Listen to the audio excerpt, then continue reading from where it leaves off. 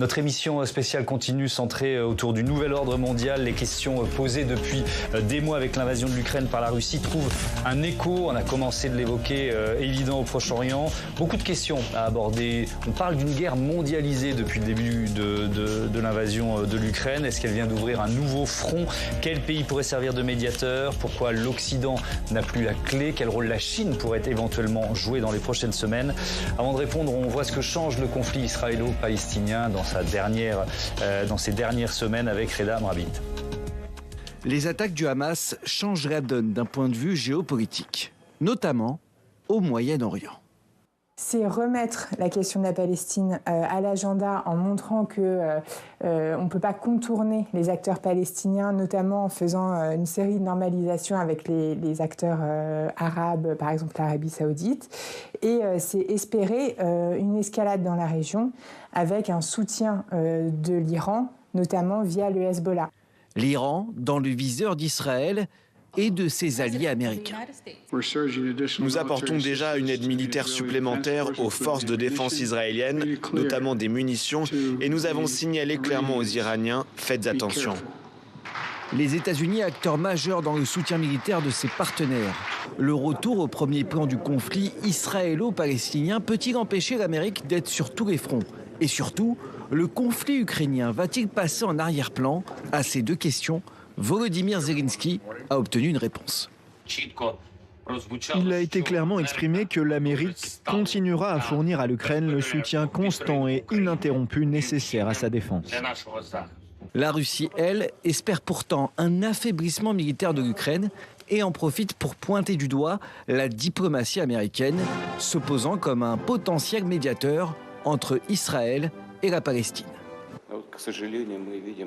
Malheureusement, nous constatons une brusque aggravation de la situation au Moyen-Orient. Je pense que beaucoup de gens seraient d'accord avec moi pour dire que c'est un exemple clair de l'échec de la politique américaine au Moyen-Orient. D'autres acteurs du Moyen-Orient pourraient jouer ce rôle d'intermédiaire. Est-ce que du coup, ça va être l'occasion pour l'Arabie saoudite, qui avait déjà proposé un plan de paix en 2002, de reprendre l'initiative et d'essayer finalement de proposer quelque chose en raison de ses relations avec Israël maintenant, mais en exigeant et en obtenant des vraies garanties pour les Palestiniens? Est-ce que ça, c'est une nouvelle ère qui peut s'ouvrir d'un point de vue diplomatique? On peut rêver. Un Occident et une Amérique potentiellement en retrait. Des pays voisins qui veulent jouer un rôle et d'autres conflits à prendre en compte. Un nouvel ordre mondial pourrait bien émerger dans les prochaines semaines. Voilà, c'est évidemment difficile de s'extirper de l'émotion provoquée par les images et les massacres dont on parle depuis 6 jours. Mais on va essayer de le faire dans ce débat et c'est l'objectif et c'est, je pense, la mission de notre sens public. François Hesbourg, bonsoir. Bonsoir. Bienvenue, vous êtes conseiller à la Fondation pour la recherche stratégique, auteur de ce livre « Les leçons d'une guerre » aux éditions Odile Jacob. Vous y analysez les conséquences de la guerre en Ukraine, de l'invasion de l'Ukraine par la Russie. Sylvie Berman, bonsoir. Bonsoir. Bienvenue à vous aussi, ancienne ambassadrice de France. Vous publiez Madame l'ambassadeur de Pékin à Moscou, une vie de diplomate, c'est aux éditions Talendier. Damien Simoneau, bonsoir. Et bienvenue à vous aussi. Vous êtes maître de conférence en sciences politiques à l'INALCO, l'Institut national des langues et civilisations orientales. Émilie Zapalski est restée évidemment à mes côtés, éditorialiste pour Sens Public. Alors, je vais reprendre cette expression de guerre mondialisée. Je ne sais pas si vous l'acceptez, François Hesbourg, mais est-ce que c'est un nouveau front qui vient de s'ouvrir dans ce qu'on appelle depuis 18 ou 19 mois la guerre mondialisée? Je pense que le Hamas et Israël récuseraient cette expression. Il y a une guerre entre Israël et le Hamas.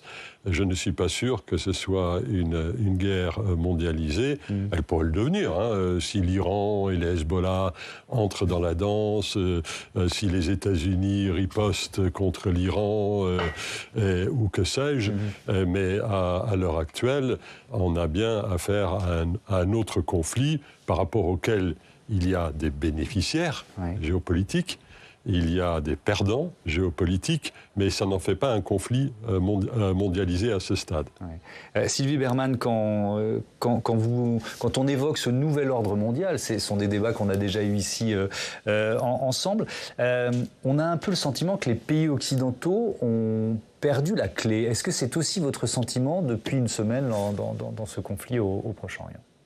Alors, ce qui est intéressant, c'est que, en ce qui concerne la guerre en Ukraine et la position, justement, des pays du Sud, beaucoup disaient c'est une guerre européenne et vous voulez qu'on s'y intéresse. Quand ça se passe dans notre région, comme en Palestine, ça ne vous intéresse pas.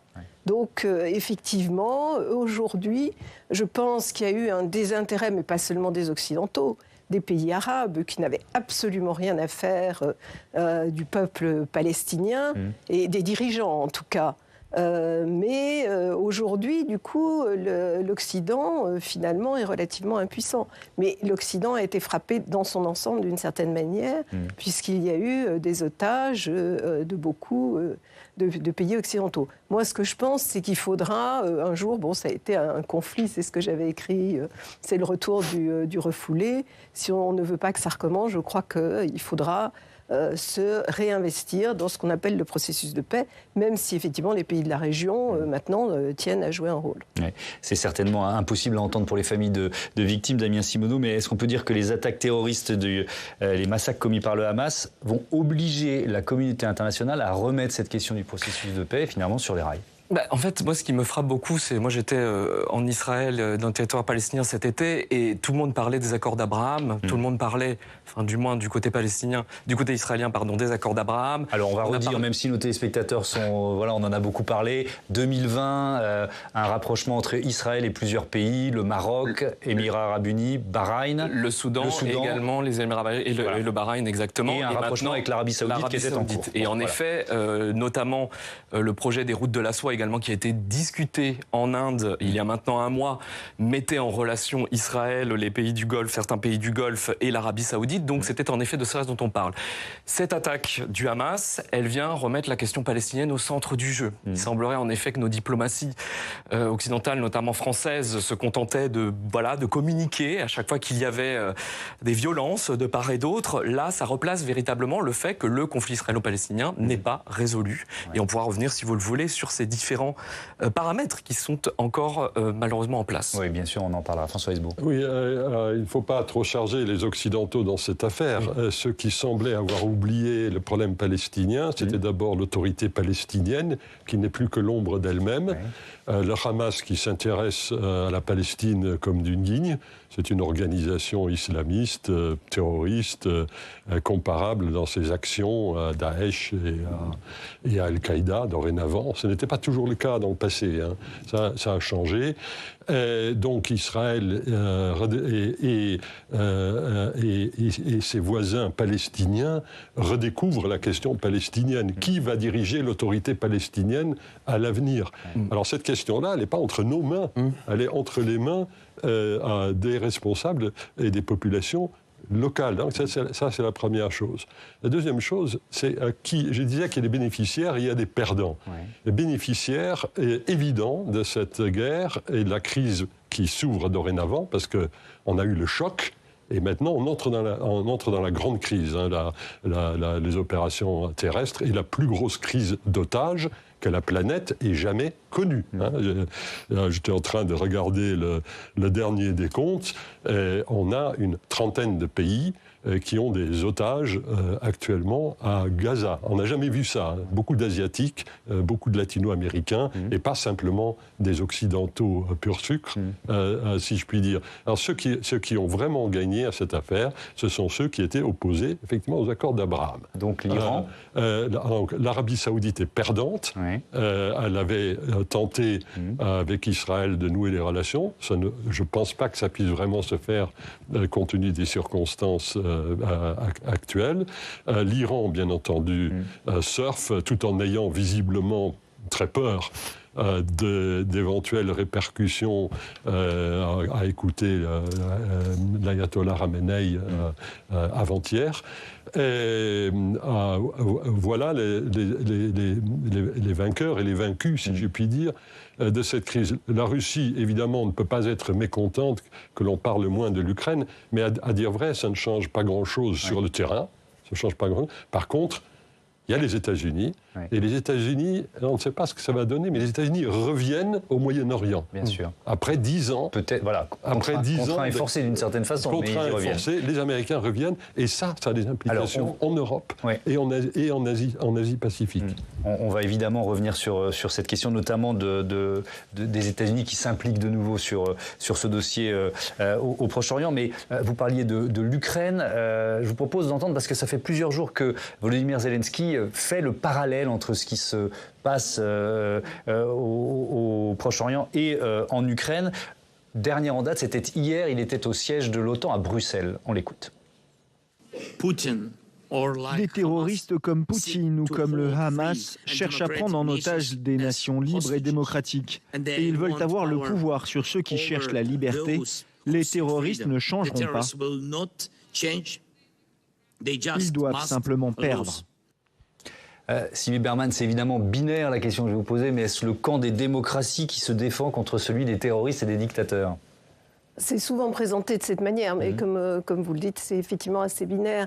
Dans ce que dit Zelensky, bon, on le comprend aussi, parce que d'abord, il y a une inquiétude de sa part, parce que si les Américains doivent se réengager au Proche-Orient, bon, il craint qu'ils le soient un peu moins en Ukraine. Et ce terme de terrorisme, moi, j'ai toujours eu un petit peu des doutes, c'est-à-dire que la guerre de Poutine est une guerre d'agression, les crimes sont des crimes de guerre, il y a peut-être aussi des crimes contre l'humanité, mais moi je n'emploierais pas le terme de terrorisme, alors qu'en ce qui concerne le Hamas, c'est purement et simplement du terrorisme. Effectivement, il n'y a pas d'autre qualification. Votre avis là-dessus, Damien Simoneau, est-ce que, alors je ne veux pas qu'on reparte dans le débat qu'on a eu dans notre première partie qui était suffisamment houleux, mais sur la qualification du Hamas et finalement dans quelle catégorie doit-on les placer aujourd'hui ? Mais vous savez, face à nos étudiants en relations internationales, on rappelle qu'il faut dissocier la qualification politique du terroriste, comme l'a fait Zelensky ici en associant la Russie et le Hamas quelque part, de l'analyse de cette tactique, qui est un mode d'action par des acteurs qui visent à tuer des civils et qui visent à créer un effet de sidération. D'accord, et c'est exactement ce qui nous a pris depuis maintenant 5 jours ou quasiment plus. Et chaque jour, on découvre des choses. Donc l'important, c'est de voir qui le qualifie et qui le disqualifie. Le Hamas utilise le terrorisme. Ça fait partie de sa tactique. Mais le Hamas est une entité qui va au-delà du terrorisme. C'est aussi une organisation. Même après ce qui s'est passé. Bien sûr, c'est une entité. Est-ce que ça ne les réduit pas à ça, finalement ? Si, ça les réduit à ça, bien évidemment. Mais c'est aussi une organisation politique. C'est aussi l'utilisation du terrorisme ici s'inscrit dans une tactique qui a été avec des moyens plus conventionnels, entre guillemets, que ce soit le fait de bomber avec des drones, par exemple, les différentes tours équipées autour du mur de Gaza, etc., avec ce jeu de rapprochement avec le Hezbollah qui est documenté maintenant depuis mai 2021. On voit bien qu'il y a un travail d'alliance stratégique. Donc je pense qu'on peut disqualifier le Hamas sur ces actions terroristes-là, tout en analysant dans quelle stratégie cela se situe.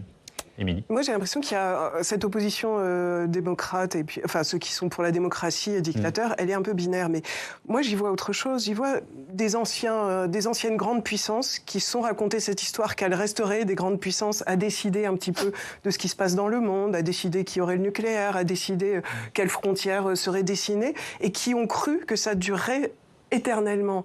On voit bien que les choses ne sont pas aussi évidentes que ça, qu'il y a des partis politiques en effet qui émergent, qui ont des pratiques terroristes, qui ont des façons de faire de dictateurs, qui ont des organisations, des régimes autoritaires, mais qui chamboulent un peu ça et qui chamboulent les croyances que les Occidentaux ou les démocraties auraient toujours raison et pourraient toujours décider de la vie des uns et des autres, de la vie politique y compris, et de l'organisation des frontières.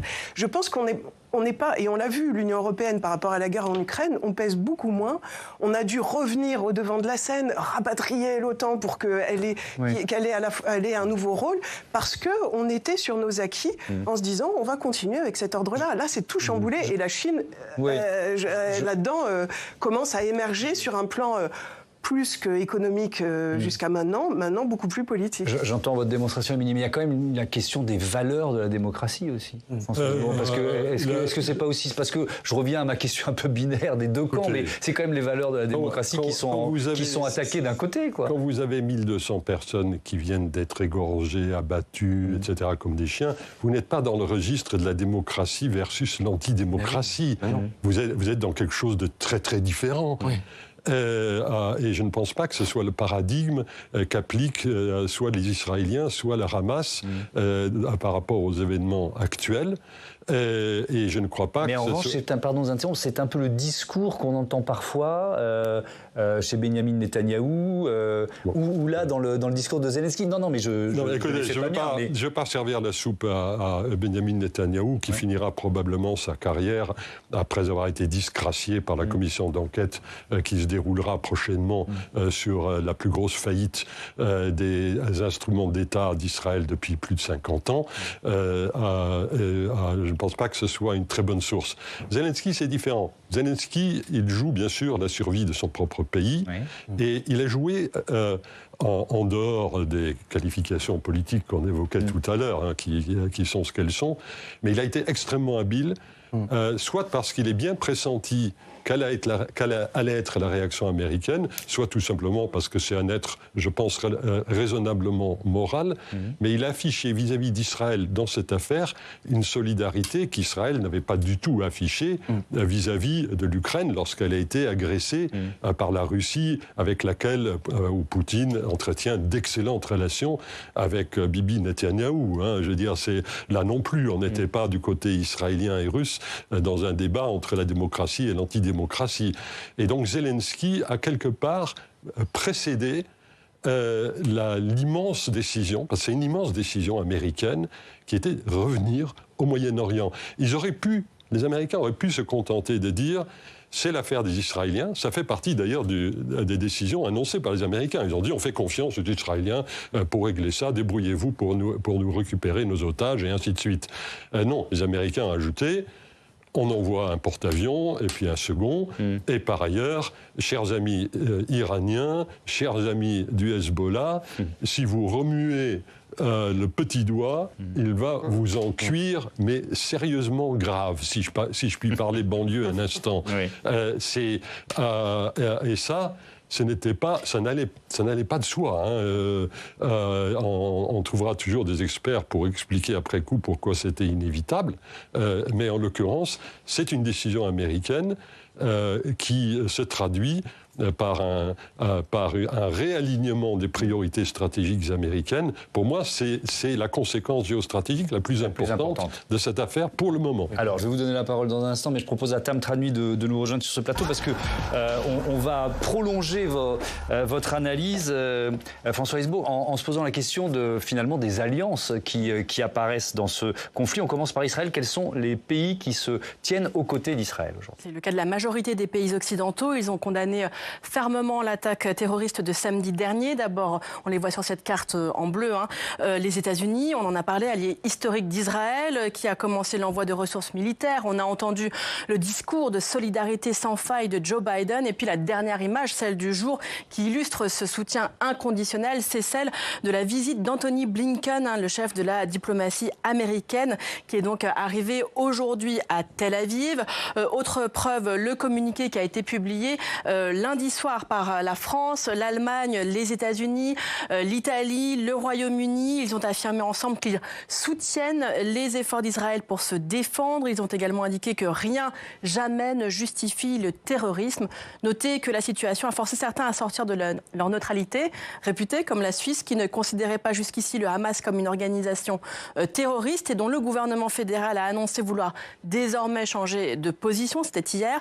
Sachez enfin que si la condamnation est unanime du côté de l'Union européenne, on a toutefois vu émerger des débats, notamment sur les suites à donner à cette attaque, notamment au sujet de la suspension ou non de l'aide européenne aux Palestiniens. Et quels sont les pays maintenant qui ont affiché leur soutien au Hamas ? Ils ont salué l'offensive, soutenu officiellement l'organisation terroriste. C'est le cas par exemple de l'Iran, de l'Algérie ou encore de la Tunisie. En rouge, donc sur cette carte, l'Iran a été le premier pays à s'exprimer dans ce sens, cela dès dimanche.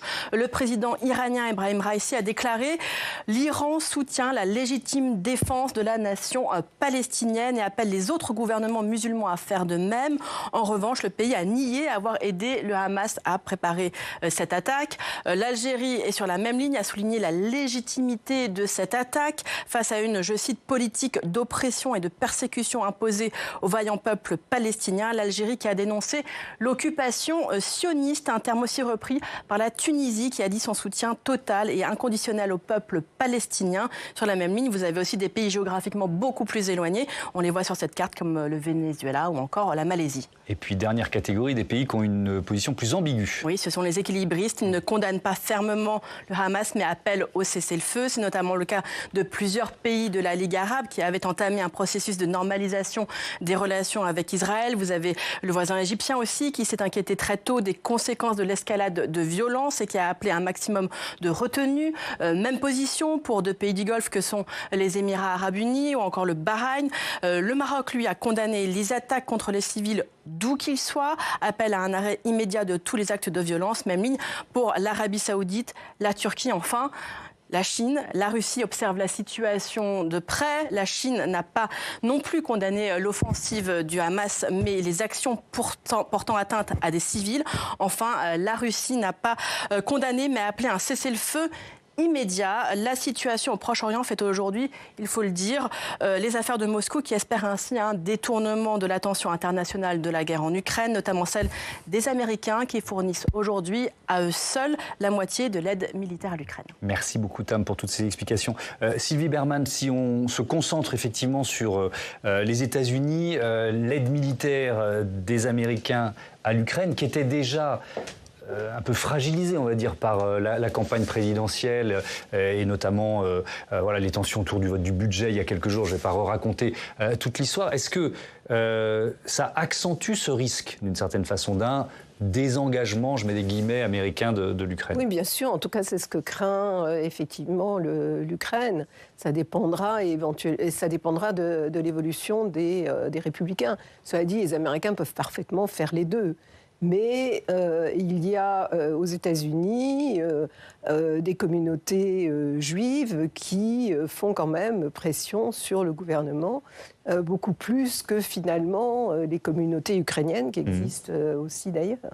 Donc oui, il y a un risque. Ça ne veut pas dire que ça va se passer de cette manière, mais on ne peut pas dire que ça n'aura aucune conséquence. Les États-Unis voulaient se retirer d'Europe, ils ont été obligés de revenir en Europe avec la guerre de Poutine. Les États-Unis voulaient se retirer du Moyen-Orient à cause de cette attaque terroriste du Hamas. Ils reviennent effectivement au Moyen-Orient. Ils vont retrouver un petit peu, entre guillemets, leur rôle de gendarme du monde, même si c'est souvent... Alors, François Hesbourg l'a dit tout à l'heure, ils ont envoyé effectivement un porte-avions, ils ont menacé, ils fournissent également des armements, mais même si... Finalement, ils négocient plutôt indirectement avec le Qatar, avec l'Arabie saoudite, pour qu'ils puissent servir d'intermédiaire. C'est sûr que pour le moment, avec l'Arabie saoudite, le processus de rapprochement avec Israël est sans doute mort. Ça ne veut pas dire qu'il est mort définitivement non plus. Damien Simoneau, la proximité des États-Unis avec Israël, renforcée depuis samedi, est-ce qu'elle les disqualifie dans un processus de discussion ou de négociation d'une certaine façon? La question, c'est de savoir qui sont les médiateurs possibles. Ça interroge non seulement les États-Unis, mais ça interroge les Français et les Européens. Là, nous avons une situation en Israël et dans les territoires palestiniens où nous avons face à face un gouvernement de droite et d'extrême droite, dont certains de ministres côté israélien prône justement la poursuite de la colonisation, et c'est peut-être une des raisons justement du dégarnissement de la frontière gazaoui. On ne va pas rentrer dans le débat stratégique ici, il y aura des leçons qui seront tirées des commissions d'enquête plus tard. Et en face, on a le Hamas à Gaza. Donc, quid de nos positionnements? J'entendais Dominique de Villepin ce matin chez vos confrères de France Inter, quid des positionnements pour renforcer les modérés dans les deux camps? On en est véritablement là. En Israël, on se pose également la question, en fait, de l'annexion de certaines parties de la Cisjordanie, de la poursuite de la colonisation. Et en effet, qu'est-ce qu'on fait de Gaza? Maintenant, on a une opération militaire, sans doute terrestre, très certainement terrestre, qui va se mener. Et la question qui doit interroger, à mon avis, nos chancelleries ici en Europe, mais qu'est-ce qu'Israël va faire de Gaza? Quelle entité est-ce que l'on met lorsqu'on aura décapité le Hamas? Soit dit, est-ce qu'on peut le décapiter puisqu'il est décentralisé et que ses leaders sont dans le Golfe ou ailleurs? Cela pose la question des fondamentaux de ce conflit, qui est de dire Israël est, selon le droit international, une puissance occupante, résolution 242, résolution 2334 du Conseil de sécurité de l'ONU. Israël a aussi une responsabilité dans les partenaires qu'elle se choisit sur place, bien évidemment. Et Benyamin Netanyahou, actuellement en Israël, est accusé d'avoir laissé le Hamas se déployer. Alors, il y a plein de raisons là-dessus, mais il est aussi accusé de ça dans la presse israélienne. La question, c'est ça. Et nous, en tant que Français, qui prenons la solution à deux États, certes, qui sommes-nous prêts à appuyer dans les sociétés israéliennes et palestiniennes pour aboutir à cela? François Hesbourg, la difficulté, c'est que les voix modérées, elles se font moins entendre. Elles sont un peu écrasées par les deux protagonistes dans cette guerre.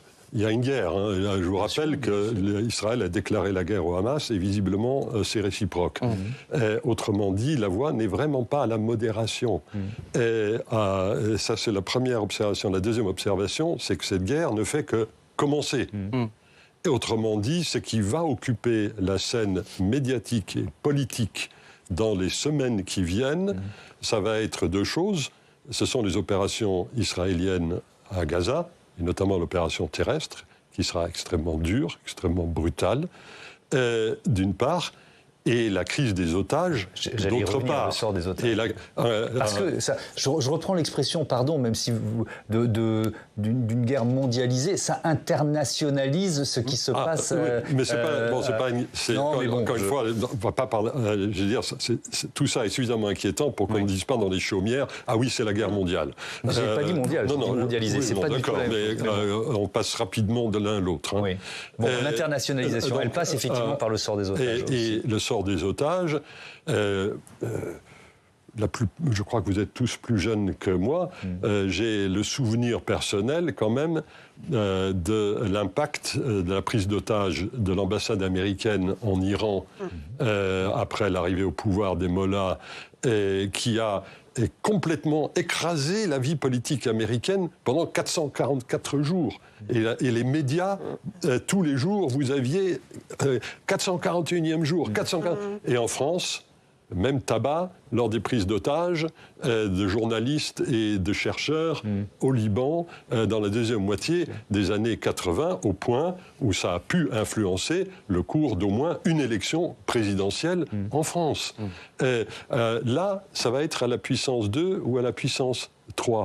L'heure des commentateurs ne va vraiment pas être à l'analyse de l'art et de la manière dont on va pouvoir traiter au fond, comme on doit le faire éventuellement. Il va falloir traiter au fond la question palestinienne. Mais pour ça, il faudra que la situation à Gaza ne permette plus au Hamas de monter le type d'opération qu'il a monté avec beaucoup d'efficacité et d'horreur l'autre jour. Et pour les Israéliens, ça veut dire le déracinement de l'infrastructure du Hamas à Gaza. Et ça, c'est pas du tout dispersé, c'est pas du tout diasporisé, ça, c'est intensément local. Deuxièmement, il faudra qu'Israël résolve ses problèmes de politique intérieure, et ça, je pense que ça se fera relativement vite, parce que Benjamin Netanyahou sera évidemment chargé de tous les péchés, puisque c'est sous son égide que tout ça se déroule, et le résultat n'est pas brillant. Et troisièmement, il va falloir qu'il y ait un responsable de l'autorité palestinienne dont on ait des preuves réelles qu'il est encore vivant. Bon, je sais bien qu'Abou Mazen n'est pas mort, mais on ne peut pas vraiment dire qu'il soit très vivant non plus. Ces trois conditions-là, elles ne vont pas être remplies dans les semaines qui viennent. Autrement dit, les discussions que l'on peut avoir sur un futur ordre, sur un futur règlement au Moyen-Orient sont des discussions qui sont extrêmement importantes sur le fond, mais prématurées. Mais très prématurées en ce qui concerne la captation de l'attention des responsables politiques. Je reviens à l'engagement américain, Sylvie Berman. On se souvient tous d'une époque où les présidents américains se rêvaient les uns après les autres en faiseurs de paix. Oui, bien sûr. Au Proche-Orient. Qu'est-ce qu'il y a ?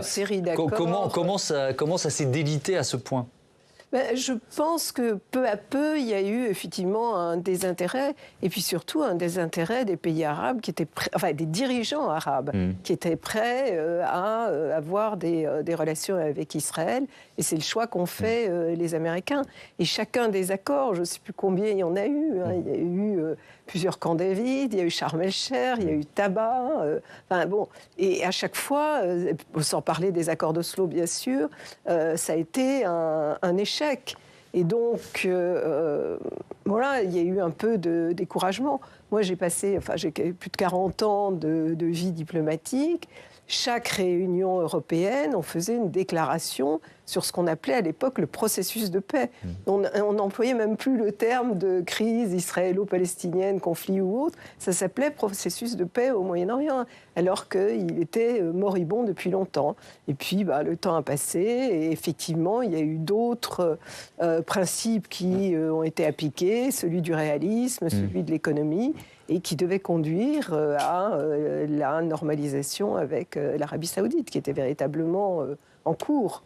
Oui, moi je vous rejoins tout à fait ce que disait notamment dans votre reportage introductif, ce que dit Agnès Levallois. Quelque part, l'Arabie saoudite a essayé, dans le cadre de sa normalisation avec Israël, justement de un peu ramener la question palestinienne et a essayé quelque part d'obtenir, je dis peut-être pas d'obtenir des concessions, mais du moins de mettre ça sur la table. Donc là, on avait un médiateur qui était un peu dans la droite ligne de ce qu'il avait proposé en 2002, l'initiative de paix arabe, derrière plusieurs pays arabo-musulmans qui demandaient une reconnaissance d'Israël en échange de la constitution d'un État palestinien dans les frontières de 67. Je voulais juste réagir sur les États-Unis, gendarmes du monde. Je ne suis pas vraiment sûr que les Américains, et notamment à l'approche des élections 2024, ont vraiment envie d'aller dans ce sens-là, les citoyens américains, je veux dire. Et ensuite, votre carte du grand continent, qui est tout à fait parlante, si on fait une carte similaire sur le soutien à l'Ukraine vis-à-vis de l'agression russe, on a aussi une carte assez similaire. C'est-à-dire qu'on a quand même beaucoup d'États dans le monde qui sont, disons, on va dire sceptiques, critiques des positionnements occidentaux et qui notamment mettent en avant le décalage entre les principes, les normes notamment de loi et les soutiens et la mise en œuvre de processus de médiation ou de changement ou de sanctions. Ça doit à mon avis aussi quand même nous interroger. François Hezot. Oui, c'est la géopolitique de la crise, et vous avez tout à fait raison de la soulever. Je noterai quand même quelques différences très importantes. L'Inde est clairement dans le camp occidental dans cette affaire, l'Argentine aussi. Si on prend les pays du G20, on est dans quelque chose où je pense qu'une majorité des pays du G20, qui comprend pas simplement des pays occidentaux, on est dans quelque chose d'assez différent de l'Ukraine.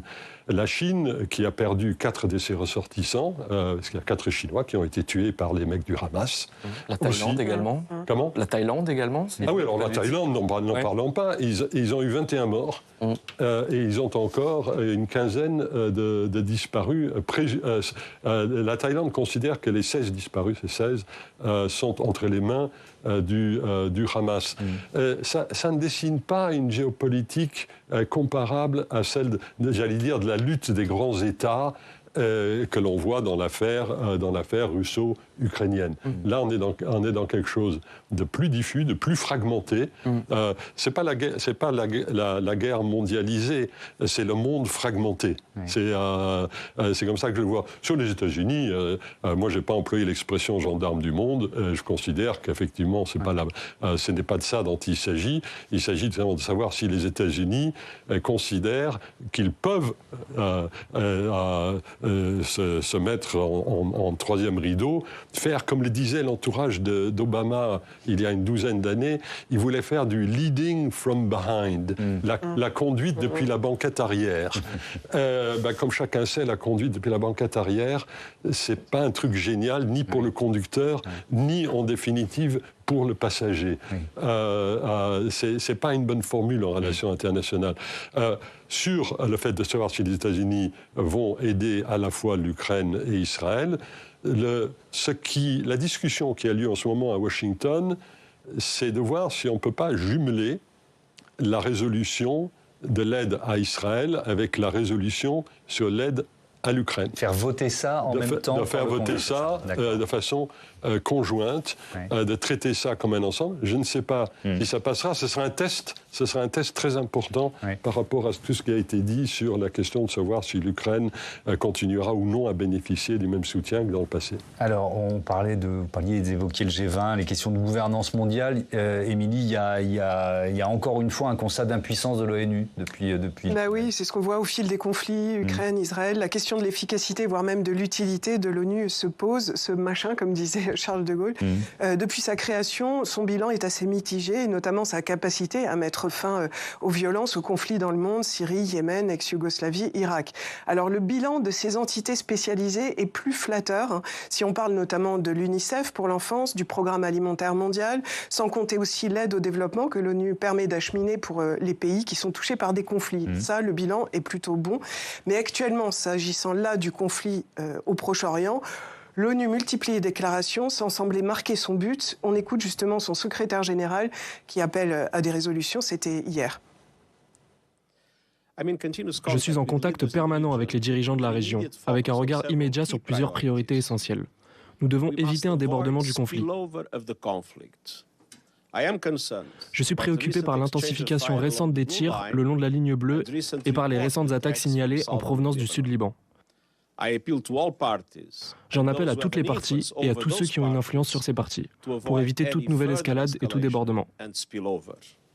C'est plus de l'ordre de l'incantation. Et on a vu aussi, dans le cadre de la guerre en Ukraine, l'ONU qui faisait plutôt office de figurant. Et ça a évidemment un rapport avec la composition de son Conseil de sécurité. Oui, le Conseil de sécurité de l'ONU se compose de 15 membres et il y en a 5 qui sont permanents, les États-Unis, la Chine, la Russie, la France et le Royaume-Uni. Chacun a des intérêts différents, mais chacun a un droit de veto. Et donc ce droit de veto qu'il possède rend évidemment très difficile les positions communes. C'est d'ailleurs ce qui a amené le président ukrainien Volodymyr Zelensky à demander la réforme du Conseil de sécurité lors d'un discours qu'il a prononcé en personne à New York en septembre dernier. Sa proposition, c'était de supprimer le droit de veto, évidemment en l'occurrence de la Russie, et d'élargir la composition du Conseil de sécurité, notamment pour intégrer par exemple les pays d'Afrique ou d'Asie. Une façon finalement d'adapter l'ONU aux nouveaux rapports de force mondiaux. Cette réforme a-t-elle une chance d'aboutir ? Alors, il y a peu de temps encore, certains, on se souvient d'Emmanuel Macron, voyaient l'OTAN, l'organisation du traité de l'Atlantique Nord, en état de mort cérébrale. Finalement, on peut dire que l'OTAN s'est en quelque sorte réveillée avec le conflit ukrainien. Il faut voir si l'invasion ukrainienne et ce nouveau conflit au Proche-Orient pourraient aussi servir d'électrochoc pour l'ONU. Merci Émilie. Sylvie Berman, à quoi sert l'ONU ? Est-ce que ça sert encore à quelque chose ? C'est souvent plus une tribune qu'autre chose. Oui. La dernière fois qu'il y a eu une résolution du Conseil de sécurité importante sur le Moyen-Orient, c'était en 2006 et au moment de la guerre en Liban. Et pour pratiquement la dernière fois, d'ailleurs, le Conseil de sécurité a été en mesure de conclure un cessez-le-feu et de mettre également en place la finule renforcée. Pour le reste, effectivement, d'ailleurs le secrétaire général disait, il a 5 mètres et il ne peut rien faire s'il n'a pas l'accord de ces 5 mètres. Il ne faut pas oublier non plus la guerre en Irak qui s'est faite contre le Conseil de sécurité. Et de manière générale, les Américains n'acceptaient jamais une résolution sur le Moyen-Orient ou sur la décolonisation. Il y a longtemps que ce sujet avait été écarté des débats au Conseil de sécurité. Bon, aujourd'hui, évidemment, dans la mesure où la Russie est un pays agresseur, ça complique les choses. La réforme, elle est discutée depuis plus de 20 ans. Moi, j'étais encore directrice des Nations Unies, organisation internationale. Il y avait un groupe dit le G4 avec le Brésil, l'Inde, le Japon, l'Allemagne, plus des pays africains. Mais il n'y a jamais eu d'accord des voisins. À ce moment-là, toutes les puissances, sauf le Royaume-Uni et la France, qui étaient favorables à une réforme du droit de veto et un élargissement, étaient très méfiants. Aujourd'hui, ça peut changer, parce que la Chine et la Russie peuvent avoir intérêt à voir entrer le Brésil, l'Inde, parce que ça modifierait aussi l'équilibre du Conseil de sécurité. Récemment, Joe Biden a proposé aussi une réforme, mais quel serait le cadre de cette réforme ? Mais il faudra, là aussi, après, c'est du très long terme, voir comment on peut réformer la gouvernance mondiale. Ce n'est pas tenable d'avoir les vainqueurs de 1945 qui prétendent diriger le monde. François Hesbourg, je voudrais qu'on termine juste pour... on a évoqué un tout petit peu la Chine, mais est-ce que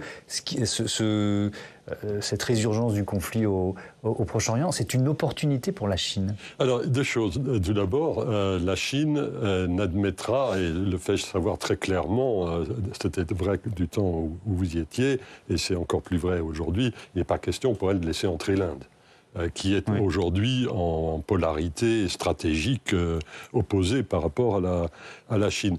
Deuxièmement, tout le monde paraît heureux quand on évoque la possibilité d'une médiation chinoise au Moyen-Orient. Une façon de refiler le mistigris que les Occidentaux, visiblement, n'arrivent effectivement pas à gérer. Welcome to the club, grosso modo, dit-on aux Chinois. Mais les Chinois font, en l'occurrence, très attention, parce que je crois qu'ils savent que la région est un baril de poudre, et que manier de la poudre tous les jours, ça peut comporter des conséquences désagréables, surtout si d'autres prétendent vouloir s'en occuper.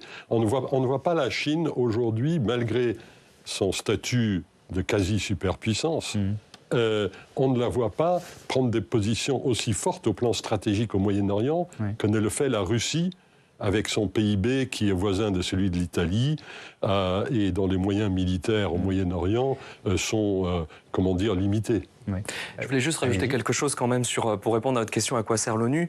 La justice internationale. Il faut le rappeler, bien évidemment, on a parlé tout à l'heure des massacres du Hamas. La Cour pénale internationale est aussi là pour qualifier et pour mener des enquêtes sur des crimes de guerre, des crimes contre l'humanité. Il y a quand même tout un registre général et c'est important de le dire, mais force est de constater que, notamment, on l'a vu également en Ukraine, qu'on assiste plutôt à une période d'érosion de ces normes-là. Beaucoup d'États, justement, ont tendance à jouer avec ces normes internationales, que ce soit dans le domaine de la guerre, que ce soit dans le domaine de l'immigration, que ce soit dans le domaine du statut des réfugiés.